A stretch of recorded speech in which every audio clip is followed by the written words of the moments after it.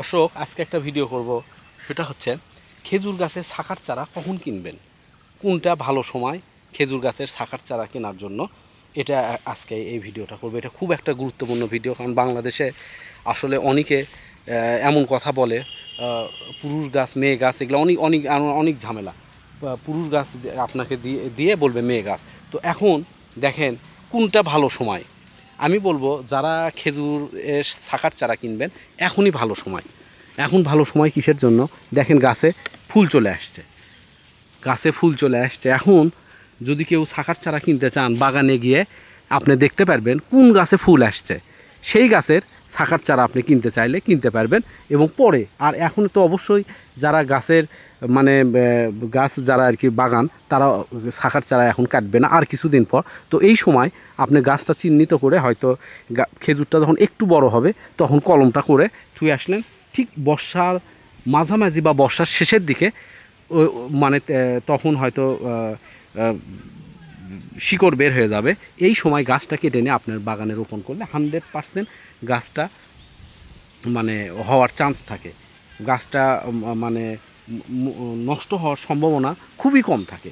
তো এই সময় যারা খেজুর বাগান করতে চাচ্ছেন শাখার চারা দিয়ে, এই সময় আপনারা বাগানে গিয়ে অবশ্যই দেখে আর কিছুদিন পরে যখন খেজুর ধরবে, খেজুর খেয়ে আপনারা কিনতে পারবেন। আর অন্য সময় কিনলে কিন্তু অবশ্যই আপনাদের এটা মানে এটা একটা লস হবে। কারণ কে কী দিবে আপনার 100% আপনার বাগানে কোন জাতের খেজুর আপনি লাগাবেন, এটা সব সময় আপনার 100% শিওর থাকতে হবে যে আমার বাগানে এই গাছটা আছে, সেটা আপনাকে জানতে হবে। আপনি না জেনে বিশেষ করে নার্সারি থেকে যদি কেনেন তাহলে লসের সম্ভাবনা অনেক বেশি।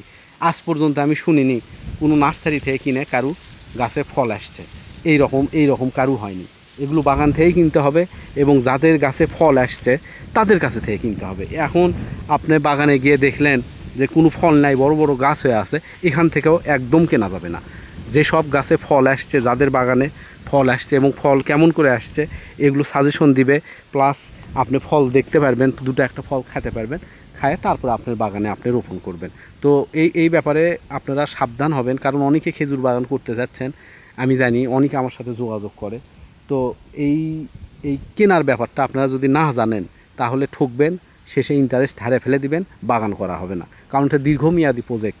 আপনি কেনার পরে 1-2 বছর এমনি ওয়েট করতে হবে, তো হয়তো বা ফল আসবে। তারপরে 1-2 বছর পরিশ্রম করার পরে দেখবেন যে গাছে ফল নাই, অন্য একটা ঝামেলা হয়েছে, তখন আর আপনার এনার্জি থাকবে না, নতুন করে আর আপনি ফল করা মানে গাছ লাগানোর ইচ্ছাটা থাকবে না। তো আমি এটা চাই না। তো এই জন্য আপনাদেরকে বললাম এখন বাগানে যাবেন। আপনার যে ডিস্ট্রিক্টে যে আছে তার আশেপাশে নিয়ারেস্ট কার কোন বাগান আছে, এই বাগান আর কে কে বিক্রি করতে চায় এগুলো খোঁজ খবর নেবেন। খোঁজ খবর নিয়ে আপনার বাগানে গিয়ে খেজুরের মানে শাখার চারা কেনার চেষ্টা করবেন। অন্য সময় গাছে খেজুর যদি না থাকে অন্য সময় কোনোভাবে কেনার চেষ্টা করবেন না, তাহলেই লস হবে। এটাই হচ্ছে মূল মূল ব্যাপারটা। তো দর্শক, আজকে এই পর্যন্তই। আরও ভিডিও করব খুব তাড়াতাড়ি আপনাদের জন্য। সবাইকে অনেক ধন্যবাদ। আসসালামু আলাইকুম।